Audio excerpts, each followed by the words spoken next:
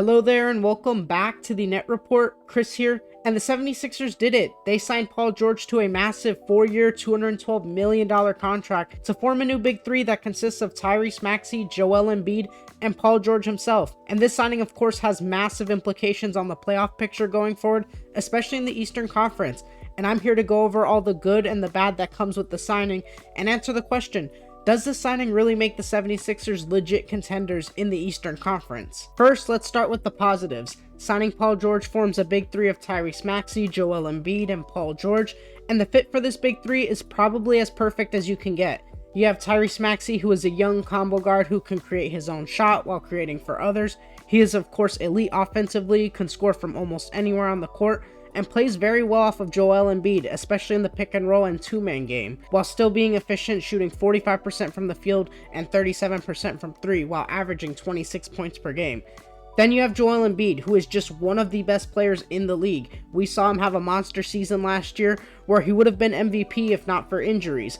He's a big who can post up, defend, stretch the floor when needed, score at will, operate in the pick and roll. He really can do it all. And on top of that, you add Paul George, who is one of, if not the best catch and shoot guys in the league, especially from three. He's still an amazing wing defender, can still score the ball at a high clip when needed, and 3-and-D is just Paul George's mantra, and he is the perfect star to put next to Joel Embiid and Tyrese Maxey. And this is not one of those big threes like we saw over the past few years with the Suns, Nets, or Lakers, where the pieces just don't really fit. Specifically for the Suns, how their three stars all play similar roles as great ISO scorers, but not much else, especially in regards to playing off each other. As for the Lakers, Russ obviously did not fit in with LeBron or AD, but for the 76ers big three, at least on paper, it feels like these three fit very well together. You have a wing defender who can score and shoot in Paul George, an elite big man in Joel Embiid, and a guard who can score and play make in Tyrese Maxey. All three who seem like they'll play very well off each other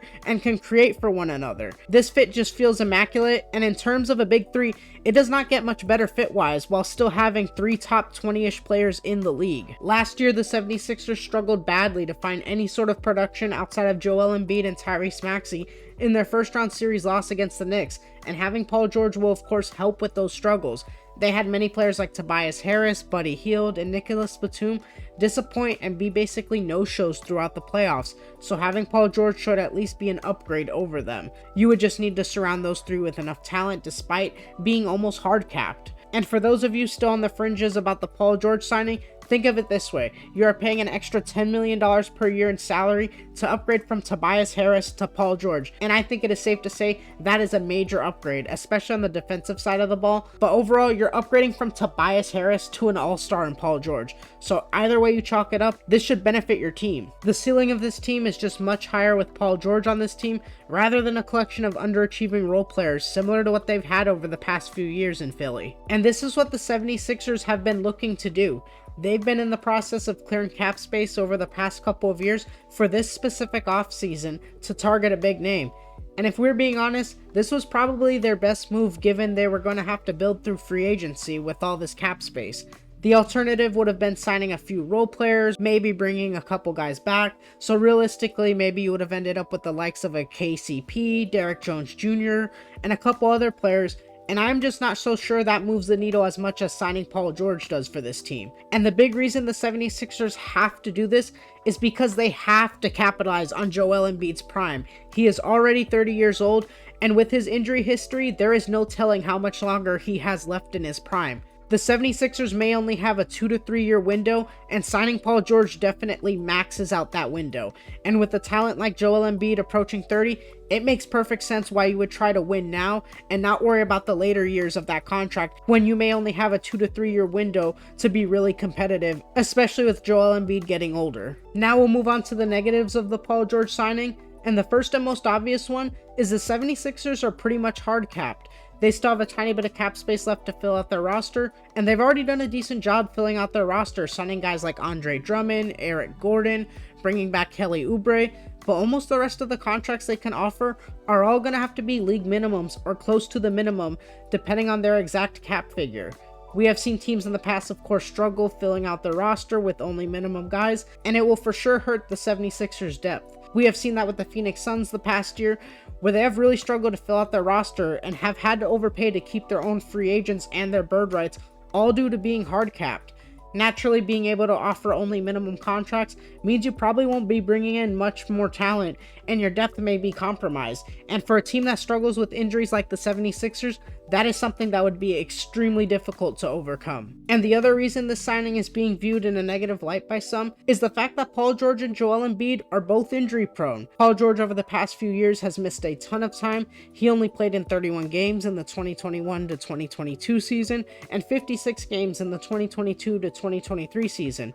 He is now 34 years old, and it is risky putting all your trust that he will be able to stay healthy come postseason time. Same goes for Joel Embiid, who, as we mentioned, is now 30 years old and has battled a ton of knee issues all throughout his career. He has of course missed postseason time before with injuries and had to play injured in these last playoffs. He missed over half the season this past year with a meniscus injury, and it's getting to the point where if you don't load manage Joel Embiid, he won't make it to the postseason. Even when they have load managed him, he still struggles to stay healthy and be available come postseason time. And if you have either of Joel Embiid or Paul George out for an extended period of time, this team is by no means a title contender, especially if one is out come playoff time. With little depth, as we mentioned earlier, due to only being able to sign minimum players, you do not have the depth to help make up for losing one of either Paul George and Joel Embiid, so it can get pretty ugly if one goes down with injury and you are relying on your depth players to make it through the season, or even worse, to make it through the postseason. We will have to see in the coming days how Philly plans to fully fill out their roster, but the big things going against the signing and forming a big three would be the possible lack of depth due to probably having to sign only minimum contract players, and just injury concerns with two of your three stars in Paul George and Joel Embiid.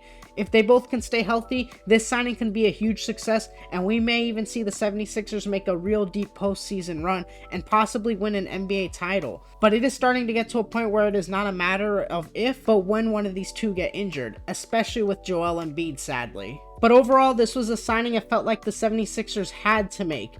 They cleared the cap books for this moment, and there was no better move than to sign Paul George and form a big three given their position. Like I mentioned, they have a 2 to 3 year window at a championship and have to capitalize with Joel Embiid in his prime and the threat of him declining over the next 2 to 3 years due to injuries. Does this move make them the odds-on favorite and clear-cut best team in the East? No, I would still put the reigning champion Boston Celtics ahead of them, and possibly even the New York Knicks now that they've added Mikal Bridges to that roster.